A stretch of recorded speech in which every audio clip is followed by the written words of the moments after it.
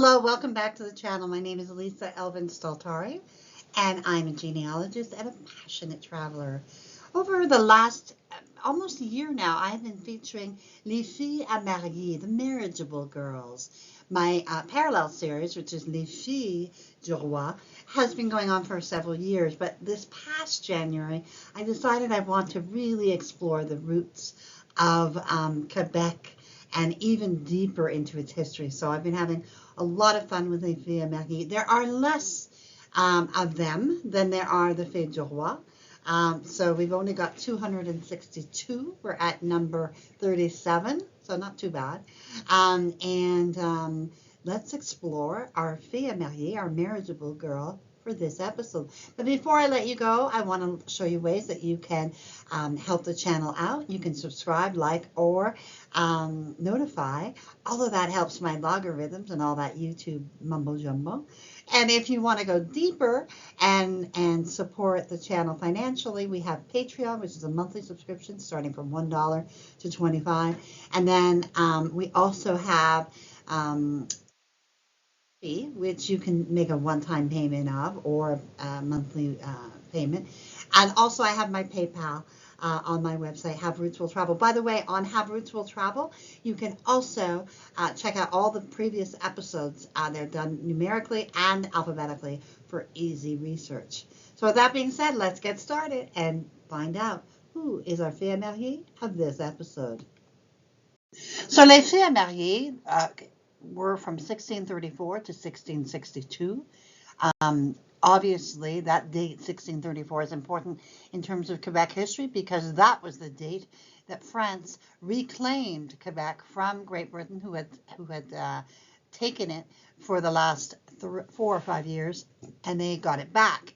This was the period that Quebec really began to grow, but it needed women and it needed families.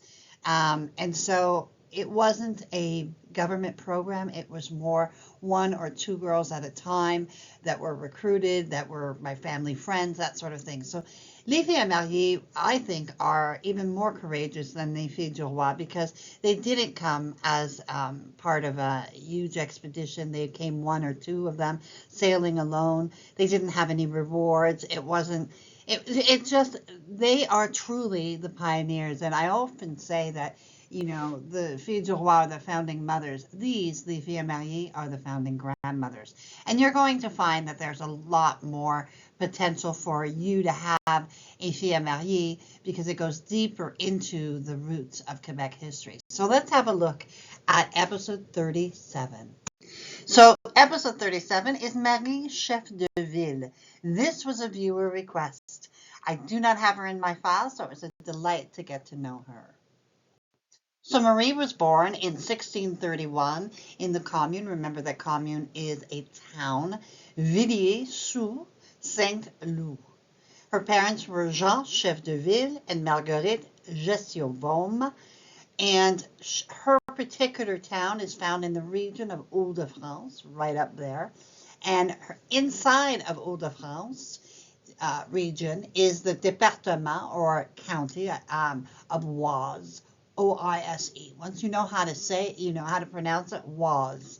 And there's about 2,300 people that live there now. The church that you see on your left is the Church of Saint Denis that dates from the 12th century. This commune, as you can imagine, is a rural one with one of its main attributes, that it's located close to urban areas. So it is kind of one of those places where you would live because probably it would cost less to live and you would commute. We're not sure of when Marie arrived in New France, but we know that she was named as a godmother to a child in 1651, and she did not marry until at least 3 years after an arrival. We know that Jeanne Mance had arrived on a ship in 1650, so it's possible that she arrived with Jeanne Mance. She would have worked as a servant and alternatively may have been a novice or wanted to be a nun. Whatever the case, by a certain period, she obviously was on the marriage track. Let's have a look at the groom she selected. So the groom she selected and who selected her was André Demers. He He was born in 1628 in Dieppe, France. His parents were Jean de Metz and Barbe Maujeu. And now you can see that it's part of the Normandy region, and inside that region, it is the Seine-Maritime department. The church where he would have been baptized dates back to the 12th century, Saint Jacques.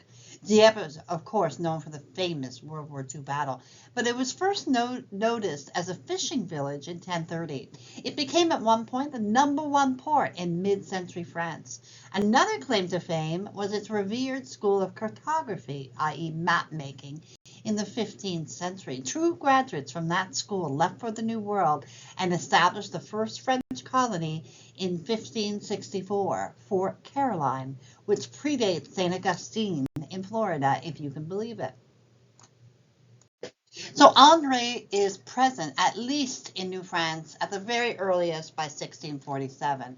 He's a witness to his half-brother Etienne's marriage in January of 1648. He settles first in Quebec City, but sometime around 1650, he moves to Montreal, becoming one of its earliest inhabitants. He would be joined by his brother Jean, who was part of the Grand Recrue of 1653. And so they were married in Montreal on January 7th, 1654. Just amazing. They would, of course, settle in Montreal. The wonderful city that would become Montreal started off as Ville-Marie by the founder, Paul de Chaumedy, Sœur de Maisonneuve, and was essentially a missionary center and started in May of 1642. The colony would not thrive, and it was on the verge of extinction when Chaumedy decided to return to France to recruit 100 settlers, which would become known as Le Grand Recrue. From this small group would evolve the Notre Dame congregation from Sister Marguerite Bourgeois. When Montreal was founded, the new colonists were rapidly confronted by a fearsome enemy, the Iroquois.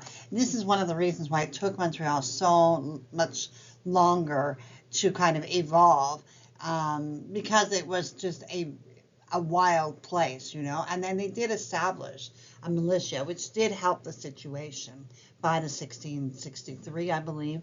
And here we have on the top, in the middle here, the 1666 census, where we have André Denis. You can see how it's spelled. We have Marie, their child, Nicolas, André, Jean-Baptiste, Michel, and Barbe, a 6-month-old. By 1667, it's funny how the next year, he ages by 6 years and she ages by 3. Their children pretty much remain the same.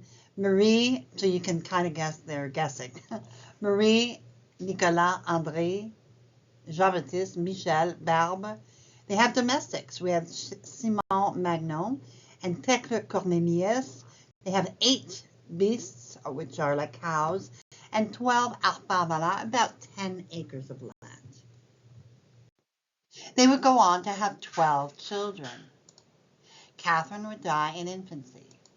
Marie would marry Jarois and have 7 children, 2 of whom would survive before her early death at 31. Nicolas married Marie-Barbe Jeté and had 2 children, both of whom survived. André married Anne Jeté and had 8 children, all of whom survived. Jean-Baptiste married Cunegonde Marthe and had 3 children, all of whom survived before his early death at 29. Cunegonde Marthe's mother would be an FDR, a fille du roi, that we have, Antoinette Éloy, who we have not yet profiled. Michel married Elisabeth Jeté and had 1 child who survived. And Barbe married Jacques Coteau and had 6 children, all of whom survived. Then we have Charles, who married Elisabeth Papet and had 3 children, all of whom survived. Elizabeth's mother was Marianne Pelletier, a fille du roi who we have not yet profiled. He then married Madeleine Cochon and had 2 children, both of whom survived. Her mother was Anne Langlois, who we have not yet profiled. Then he married for the third time to Catherine Jeté, but this was a later marriage for both of them.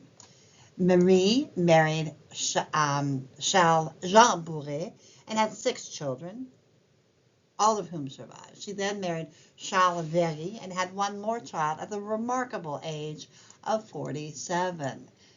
Robert would marry Madeleine Jeté and had 9 children, all of whom made it. Paul would die at the age of 17. Martine would marry Paul Jeté. They would have 5 children, all of whom would survive. You can see the connection between the Demers family and the Jeté family, and how many of them either married the first time or the last time. These two families were very connected, as we will soon see. In 1681, we have the census, André, Marie, their children, André. Now you can see which ones are still at home. Michel, Charles, Marie, Robert, Paul, Martine. They have 2 guns. And now they have 20 arpents valeurs, which is about 17 to 18 acres of land. So the Jeté family and the Demers family had a very complicated relationship. It appears they were very close at one point, but by 1684, Urbain Jeté, the patriarch, had passed away, and by 1686, André was named guardian of the minor children.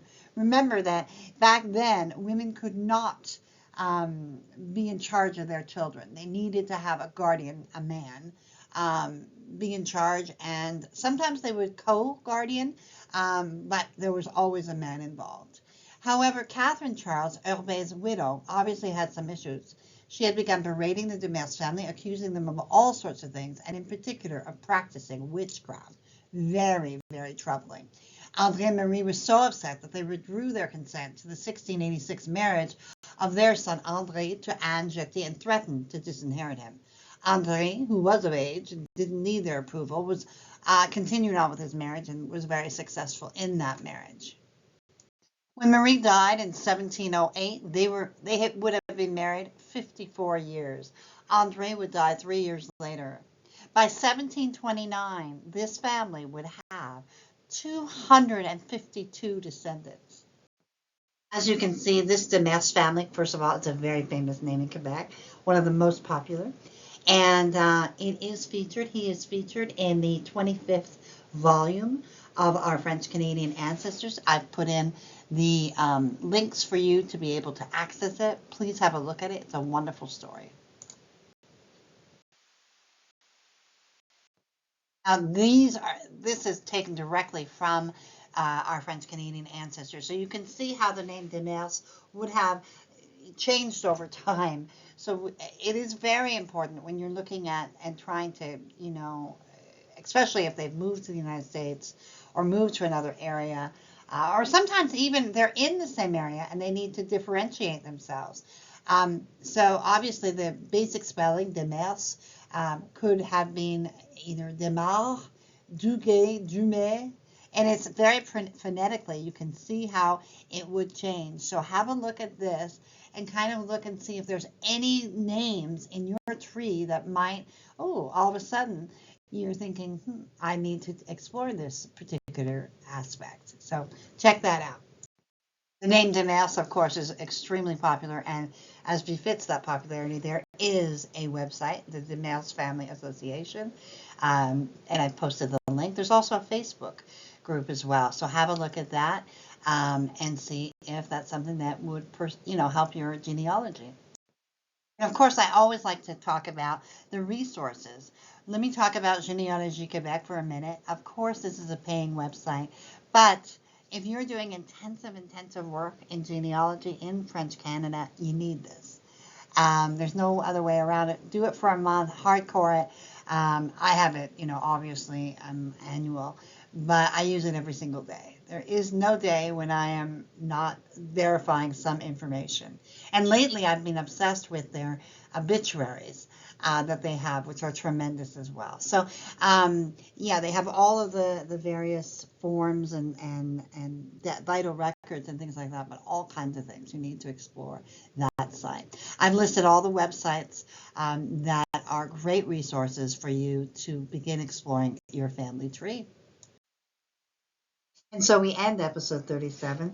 Marie Chefdeville was a strong and incredible matriarch of this family tree that is the Demers line. If this is your line, you can be very proud of this woman who faced Montreal, the wilderness that was Montreal. Remember that her and Henri were both here before La Grande Recrue when it was nothing. And so to have built something from nothing, amazing, amazing work. And we are ever grateful to her for her fortitude, for her endurance, and for her sacrifice. She left behind her known world and came to ours. So we are ever grateful and we bless her memory. Thank you, Marie. And I also want to thank my patrons and supporters for supporting me. And, you know, the notes and the emails are really appreciated. I appreciate your financial support as well. And I also want to make certain that I thank all the viewers. All of you contribute to my success. And I really, really am grateful that you tune in each week. I want a special shout out to Shelby. Her artwork is featured in this episode, and she was very gracious to have bestowed and gifted me with that artwork. I also want to thank Julie Freedom, who also contributed to this episode. So, with that being said, I will see you on episode. I guess it'll be 38. Until then, I will bid you adieu and say au revoir.